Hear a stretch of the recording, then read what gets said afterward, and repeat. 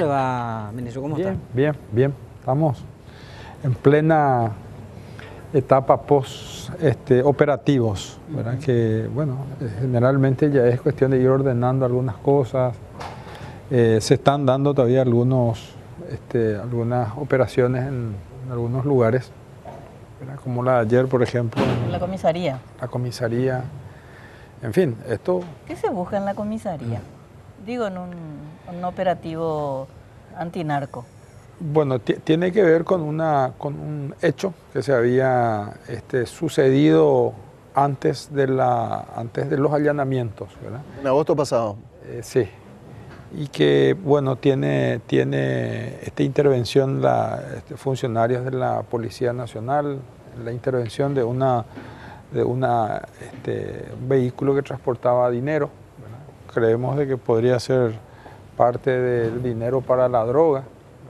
Y la persona que transportaba también es importante porque aparentemente es el hermano de esta mujer que aparece con el Audi que le había supuestamente entregado en calidad de obsequio Cucho, porque supuestamente tenían una relación sentimental. ¿Y por qué también es importante?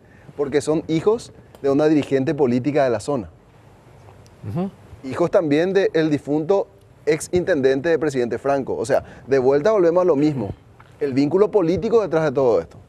Sí. Mencionábamos días pasados que es muy difícil que una organización que se precie de ser tal dentro del ámbito del narcotráfico no tenga ese paraguas, ¿verdad? Y que incluya no solamente lo político, ¿verdad? Sino que también tenga manejo del sector justicia, ¿verdad? De la fiscalía, el poder judicial, ¿verdad? Las fuerzas públicas, que son muy importantes, pues con eso se va tejiendo ese manto de protección que tienen que tener las organizaciones, pero eso no es nuevo, ¿verdad? Estamos hablando de antecedentes conocidos en nuestro país también, o sea, y este joven tenía un modelo aparentemente muy parecido, era fan de Pablo Escobar, Sí. Entonces mucho de lo que hacía era muy similar a ese personaje, ¿verdad? Ministro, ¿quién es Cucho, Javier Contreras? ¿Quién es? Porque yo creo que como muchos nos enteramos de su existencia después del operativo denominado Berilo, porque otros capos mafiosos o narcos siempre tenían algún problema con la justicia, con la policía, Sí. estaba en la mira y uno manejaba más o menos los nombres de algunos capos, Sí. tanto de la zona del este o hacia Amambay, etcétera. Pero creo que de Cucho muchos nos enteramos de su existencia con este operativo. Sí, Cucho alias Cucho, ¿verdad? Alias Oye, Cucho, Javier Cabañas. Sí, ya es muy conocido, ¿verdad? Creo que si él se presenta alguna postulación electoral, capaz de que salga... Un Cucho. Con Cucho. Un Cucho. Sí. No, este es un personaje que estaba muy bien mimetizado, ¿verdad? Tenía una estructura de empresas legales, Claro. que fue construyendo a lo largo de 10 años. No era muy visible, ¿verdad? Sino más bien un perfil bajo en el ambiente, pero él era una persona conocida, ¿verdad? Y digo eso porque luego del procedimiento muchos me decían, pero él sabíamos lo que era tal cosa, ¿verdad? Pero es como que era un silencio a voces su existencia en Alto Paraná, pero es no es de los más grandes de la zona. O sea, imagínense, ¿verdad?, cómo va a ser El que es el más grande. Así es. Ahora, ministro, usted dice que hace 10 años él empezó. Seguramente empezó de abajo, ¿verdad? Tan rápido fue y vertiginoso su ascenso en el ámbito económico. Pero ¿cuál fue el detalle? ¿Cuál fue el detonante? ¿Y en qué momento se produjo para que posaran ustedes la lupa sobre Cucho? Bueno, hay cosas que no vamos a poder mencionarlos, ¿verdad?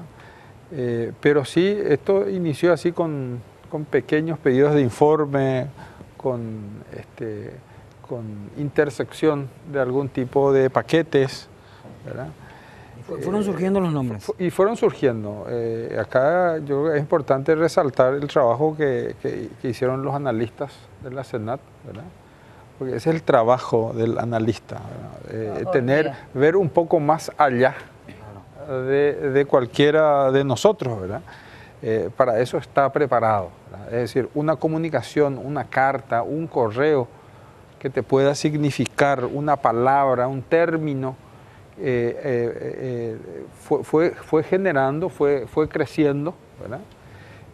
Después inclusive se dieron casos en donde la misma Senat iba a hacer intervenciones, ¿verdad? Pero se tuvieron que cortar esas intervenciones. ¿Por qué? Porque iba a interrumpir el trabajo principal. Fue un trabajo bastante meticuloso, ¿verdad? Y lo que celebramos acá, por sobre todas las cosas, es que el sigilo en el que se estuvo manejando todo este tiempo, hasta el mismo operativo, porque imagínense lo que es mover esa cantidad de agentes especiales, la fiscalía también con 4 o 5 fiscales, con sus funcionarios, equipos de seguridad. No solo eso, ministro, sino que además ustedes también tuvieron que irse, por decirlo, con un equipo de asunción, porque la policía del Alto Paraná, la fiscalía del Alto Paraná, hay sospechas de vinculación de nexo con esta persona. En el ámbito de la fiscalía, y muy hábilmente tenía una persona que le pasaba información y yo recuerdo años atrás, en mi época de fiscal, le investigábamos a un actuario de un tribunal de frontera. Descubrimos que este actuario había cobraba $1.000 por cada información de allanamientos a su jefe narco. Entonces, cada vez que llegábamos al allanamiento, nos recibían con cafecito, con tereré, todos los abogados allí presentes, adelante, ¿verdad? Entonces nos llamaba la atención, pues, la gran siete, ¿qué es lo que pasaba? Y eso.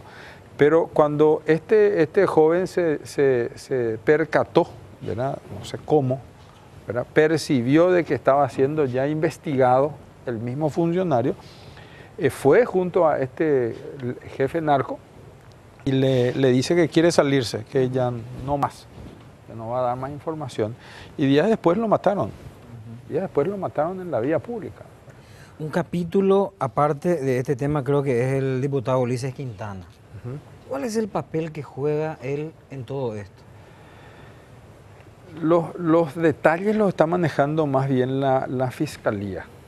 La Fiscalía tiene los elementos, ¿verdad? Que implicarían el relacionamiento entre el diputado con Cucho, con alias Cucho. Pero hay un relacionamiento. Hay un relacionamiento que culmina con la posesión de esa camioneta, ¿verdad?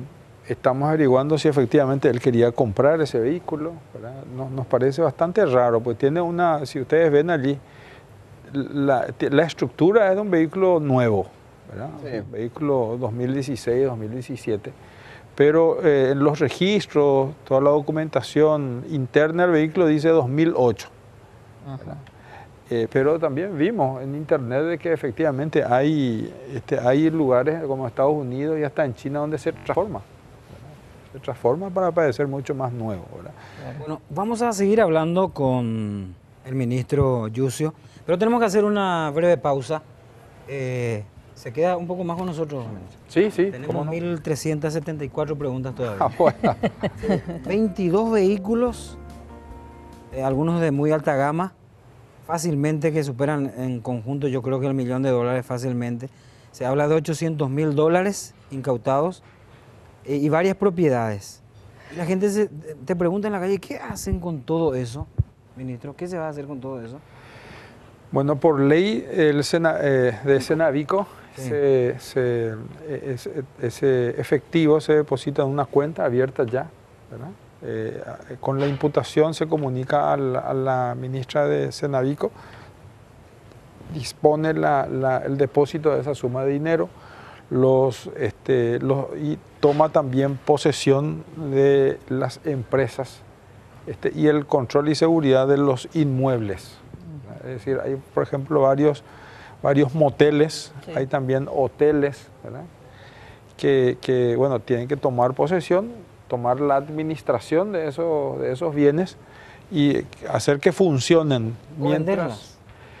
Se recomienda la venta por ejemplo, de semovientes, ¿verdad? O sea, de animales vacunos, ¿verdad? Claro.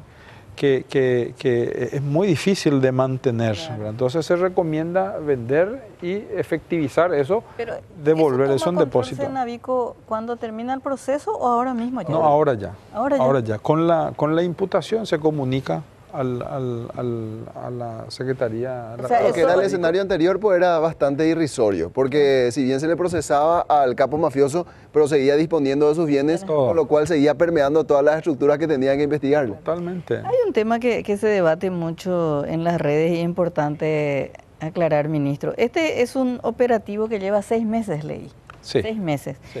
Entonces, bueno, en realidad el mérito no es de este nuevo gobierno, es el mérito del otro gobierno, dice la gente en las redes, ¿verdad? Entonces yo le pregunto, en ese contexto de este operativo de largo aliento, ¿seguía el operativo o se cajoneó y ustedes resucitaron el caso? ¿Cómo es la operación Berilo, diríamos? Bueno, esto empezó efectivamente con la anterior administración, se inició con esos elementos que les mencioné, así pequeños Claro. hechos que se fueron dando y después se complementaron. Ya fue descubierta, creemos nosotros, ya fue descubierta la participación de fuerzas públicas, fiscalía, y surge también ahí probablemente la participación del nexo político.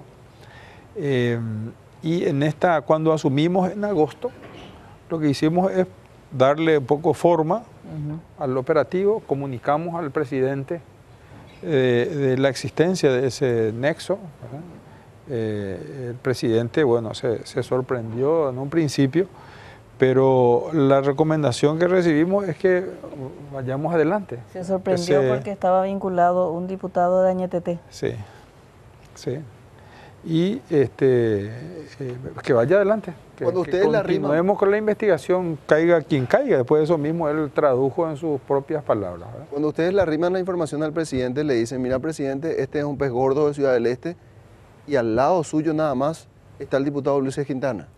Sí, sí. La información que teníamos es que era una de las cabezas importantes del narcotráfico de la zona, ¿verdad? Y que había un político, y el político era el diputado, que justamente pertenecía al movimiento del presidente. Pero naturalmente, o sea, la sorpresa fue, y días después él mencionó que inclusive le dolía en el alma lo que pasó. Pero lo importante acá, y yo resalto, es que él enfrentó esa situación y no dispuso de ningún obstáculo. Claro, aún con el costo político que implicaba. Aún con el costo político que eso iba a merecer.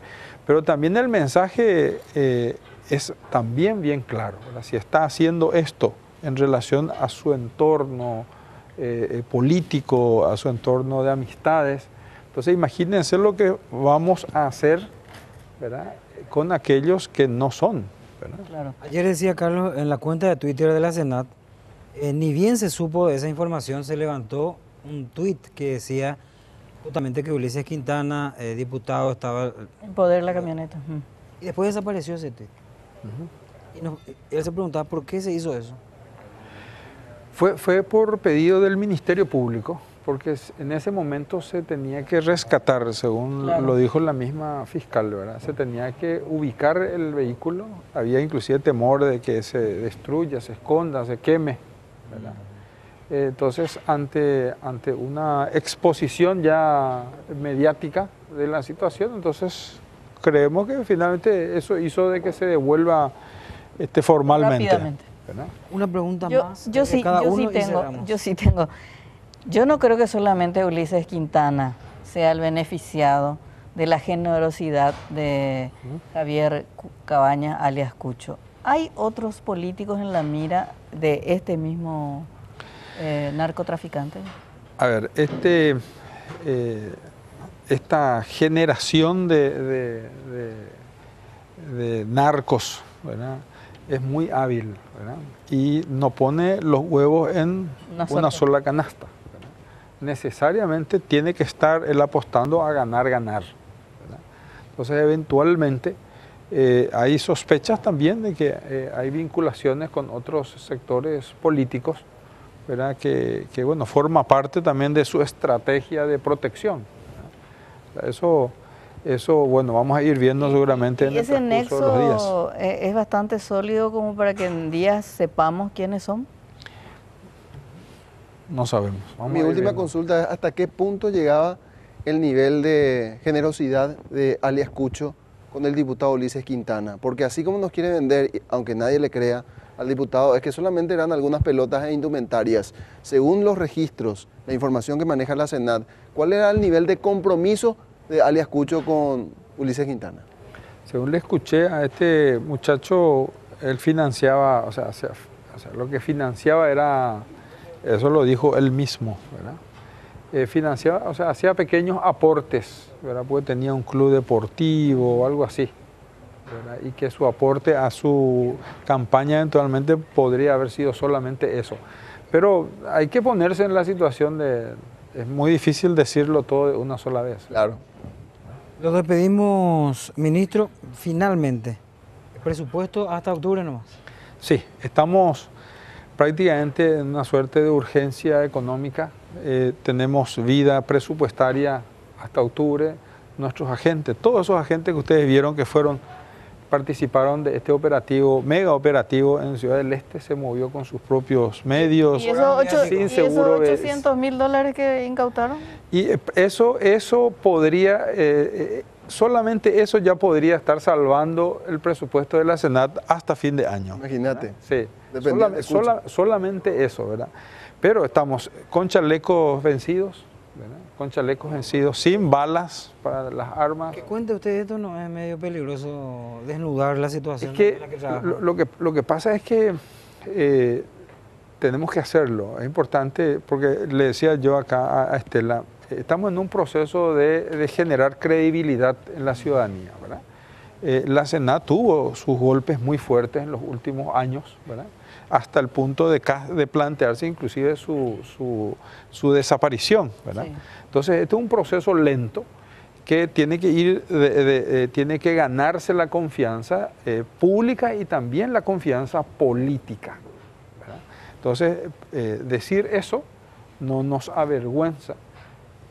Estamos sin seguros de vida, estamos sin seguro médico solamente hasta octubre.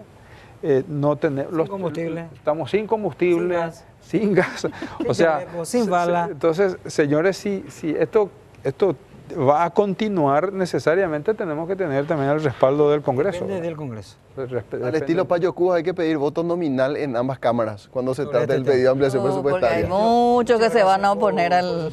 No, por favor, a ustedes, muy amables.